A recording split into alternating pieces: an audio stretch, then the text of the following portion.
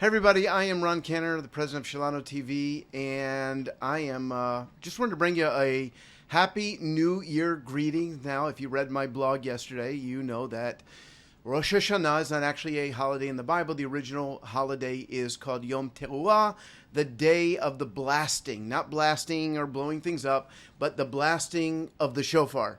And so, also called the Feast of Trumpets. I believe that it was meant thousands of years ago when God gave this holiday, it was meant to point to the second coming of Yeshua.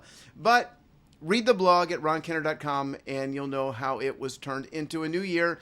And I'm okay with that. I'm okay with that. I make enough mistakes that I am happy to get an extra new year. And I love it that believers all over the world, Jews and Gentiles, are celebrating a new year. But remember that the meaning is the Feast of Trumpets. And one day, a trumpet is going to sound, and Yeshua is going to appear in the heavens, and he's going to take us to be with him forever and ever and ever and ever.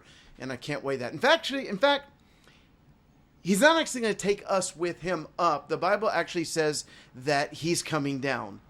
So we meet him in the air, and then we come back with him to rule and reign here on planet Earth. I don't know about you, but I'm pretty excited about that. So I just wanted to bring you a greeting. I wanted to bless you. I am still here in the United States of America. I head back in just a few days before Yom Kippur. I'm excited to be here for the holiday, to be with my parents. Two of my daughters are here. Ilana already went back to Israel to be with her mom. We're in a very interesting stage of life, so be in prayer for us, where we're really doing what we can to honor our parents as they have become elderly. The problem is that our parents live on two different continents, so that means a lot of traveling. But we love them. We love serving them. We love honoring them, and I'm excited that I'm going to be with my father tomorrow morning for the service at one of the local synagogues here in Richmond for Rosh HaShanah, just to be with him. And tonight we're going to have a family dinner as well as tomorrow. I do love the holidays, and one of the reasons I like being here in America during the holidays is fall, autumn. The weather just changed like 2 days ago. It finally got a little bit cool. The leaves are going to change. We don't get that in Israel. We don't get a fall in Israel. In fact, right now, I'm assuming it's like really, really hot. And it will be hot until the middle of October. Like sometimes crazy hot. So I'm very happy to be here. So nice downtown Richmond to go for a bike ride in the crisp fall weather.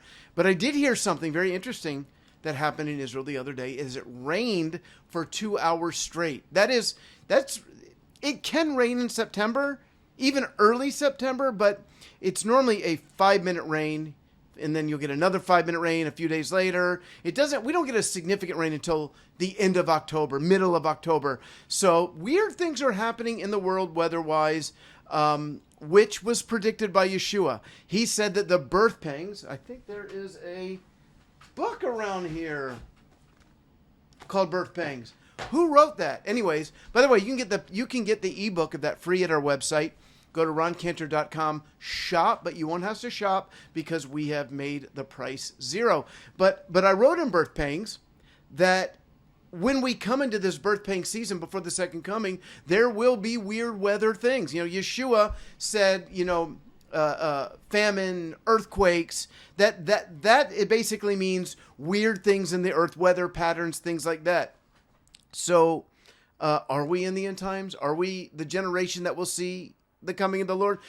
I think so. Now maybe they'll archive this video and 100 years from now people will laugh at me, but let's be ready. Let's long for it. That is definitely the posture we should have. We should be longing for the coming of the Lord. So weird weather patterns. It rained for 2 hours straight in Israel.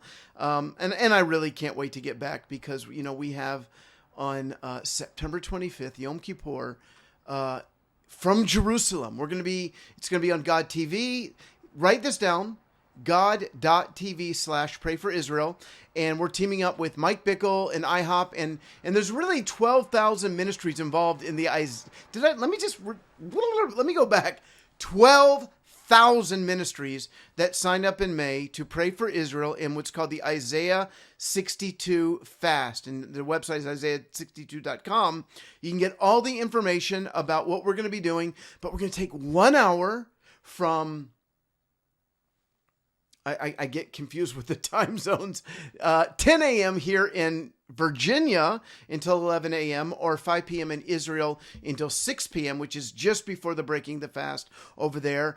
And we're going to join together worldwide. We're believing that 1 million people plus are going to be praying. It's just 1 hour. You know, Yeshua said, could you give me 1 hour? Just 1 hour. And this is a very significant hour because this is when Jewish people all over the world are already praying and fasting. They're already seeking God, looking for an answer. And how awesome it would be if 1 million born again people in Yeshua also cried out to God at the same time and said, Lord, open their eyes. Let them see. Listen, I was 19 years old. We'll get I gotta go read the book and see how old I was. I was 18. And I was 2 hours from here, south in North Carolina. And I was ignorant. You know, I knew nothing. And I just prayed. I said, God, show me the truth. Is Jesus the Messiah? Do I need to become a Hindu or a rabbinic Judaism? Just show me, and I was ready. And as I prayed this prayer, my friend lost control of the car. He was driving me. We spun around, flipped over upside down in a ditch. There's only one house around. It's in the middle of farm country, North Carolina. Knock on one door, and 2 born-again believers in Yeshua answered the door. Now, we were more concerned about the fact that we just almost died, and we need to call, somebody, insurance, tow truck. And somehow we end up in this conversation about Yeshua. And you can read my testimony on my website, but I got born again. God opened my eyes. He drew me into his kingdom. And let's take 1 hour on Yom Kippur, September 25th, from 10 a.m. Eastern time to 11 a.m. And let's ask guys to open up the eyes of all Israel. Let me say this one last thing. I always forget about this. Yom Kippur was very significant in me coming to faith. What do I mean by that? It was on Yom Kippur 1983 that I said to myself, I was already intrigued by this person, Yeshua. I didn't know if it was real or not. My best friend had become a believer. He was telling me about, I was intrigued. I was interested. I was wondering about eternity. And I said, I cannot even consider this man, Jesus, without first investigating my own religion. By the way, let me just say this. I did not understand that my own religion is Messianic Judaism. I didn't understand that everybody, for the most part, in the New Testament, up until Peter gets his vision, that they're all Jewish people. They're all Jewish people coming to faith. The gospel goes forth from Jerusalem. There's a revival in Jerusalem. When people from every nation are in Jerusalem that are cut to the heart and become believers in Acts chapter 2, these are Jews who have come from the nations to celebrate Shavuot, Pentecost, right?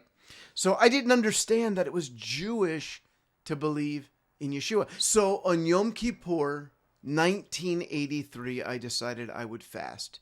I had never fasted before in Yom Kippur, primarily because I didn't even know if God was real. And I wasn't going to go 24 hours without food, for what I thought was a fairy tale or a fantasy. But I said, I've got to seek God. And I've got to seek God in Judaism. So I fasted for 24 hours, 25 hours. And God heard me.